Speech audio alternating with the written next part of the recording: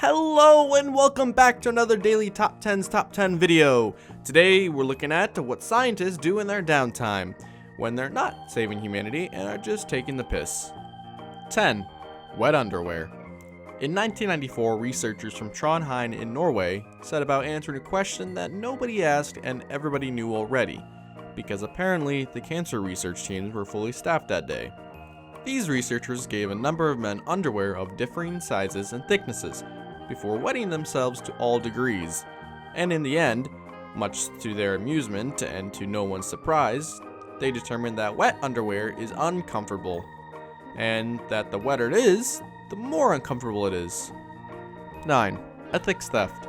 In 2009, Philosophical Psychology published some eyebrow-raising and laughably ironic research. They researched into thefts from the philosophy section of several university libraries, discovering that the books on ethics are more likely to have been stolen than books on any other subject.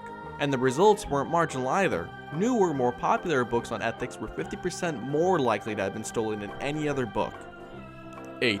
Sword swallowing. One day, Brian Whitcomb and Dan Meyer looked at sword swallowing and asked themselves the question, is that dangerous? Apparently, there was no one around them to tell them, duh. And before anyone could, they were spending time and money researching the subject. They looked at case reports and they even enlisted the help of the Sword Swallowers Association, presumably just moments after learning that was actually a thing. However, in the end, and to absolutely no one's surprise, they determined that while safe, it could be dangerous if performed incorrectly.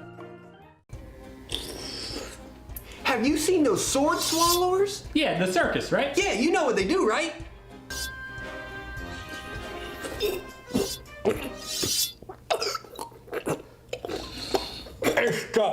It's just gonna start right now.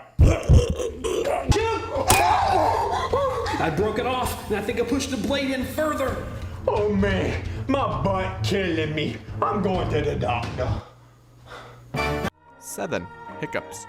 There are as many bullshit hiccup cures as there are Kardashians, and like the aforementioned family, none of them work.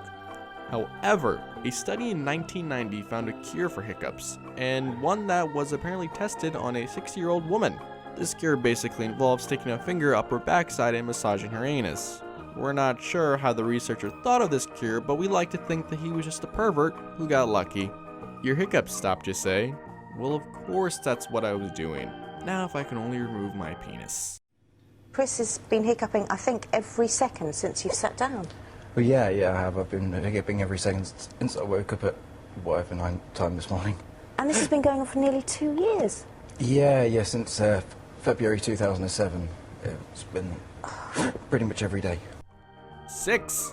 Unicorns. Apparently, North Koreans believe in unicorns and the existence of unicorn lairs. But they also believe that a stumpy 4-foot imbecile could be the greatest basketball player in the history of the world. To determine if we actually have been wrong to mock the North Koreans all this time, a researcher from King's College London set out to discover if unicorns are real. After what we imagine was a very short study, she determined that they were not real, and gave us all free rein to mock the North Koreans once again. Hey, North Korea has claimed to have discovered a unicorn lair. This is the latest PR stunt from North Korea. It appears to be a report now that North Korean archaeologists have recently confirmed a lair of the unicorn rode by King Tongmyong, according to the state news outlet Korean Central News Agency. And they said very clearly, a rectangular rock carved with the words unicorn lair stands in front of the lair. The carved words are believed to date back to the period of Koryo Kingdom, around 918 to 1392. And they also recently said that their late leader Kim Jong-il was born under a double rainbow. 5. Farting in defense. In 1996, an author by the name of Mara Sidoli set out to discover if flatulence could be a self-defense mechanism, aiming to determine whether or not farting could be an effective defense against, quote-unquote, the unspeakable dread. Sidoli outlined the case of a boy who had apparently used his smelly ass for that exact purpose, becoming a superhero of sorts, albeit one who was already one strain away from shitting himself. The report was interesting and rife with descriptive and amusing language, but ultimately, it was nonsense.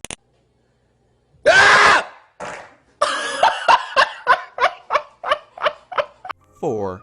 Honeybees on coke. Scientists are messed up. And if you ever need proof of that, this study is it. After determining that humans and cocaine turn into sweaty, annoying twats who won't stop dancing, then remembering that honeybees communicate by dancing, scientists decided to mess with the animal kingdom once more, all while recording the results. The most interesting thing that they discovered was that coked up bees that have just found a food source will always exaggerate their find, much like your coke fiend friend who insisted his penis is the size of the Channel Tunnel and that he once shagged Mila Kunis behind a bus shelter in Bournemouth. 3. Beer bottles. The weapon of choice for Glaswegians. A beer bottle can make you smile like the Joker, and, according to one pointless study, it can also fracture your skull. It's nice to know that a beer bottle can fracture your skull, because when the zombie apocalypse begins, we plan to sit around, get drunk all day, and now we know that drinking can also be a form of self-defense. But the bulk of this study was incredibly pointless. They basically wanted to know whether a full bottle or an empty bottle would strike with more power, because apparently they were new to science.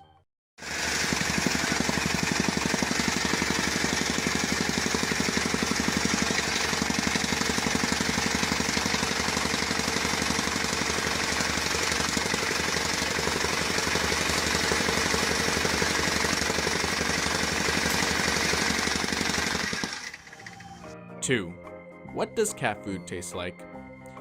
Yesterday, my cat ate an elastic band, and the day before that, he ate a mouse that I'm pretty sure had been dead for several weeks. 3 weeks ago, he drank stagnant rainwater even though his water bowl was in the kitchen just a few feet away. Yet, he'll turn his nose up at the brand of food I give him and will piss on my pillow even if I try to feed him dry food. Cats are bastards, and picky ones at that, which is what Professor Gary Pickering had in mind when he decided to profile several brands of cat food, using human subjects to do so. This study really didn't prove anything or fix anything, but Professor Pickering tricked several people to eat cat food in the name of science.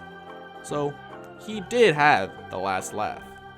This is we all love this. This is something I should enjoy. Okay, am I gonna try this? You guys ready?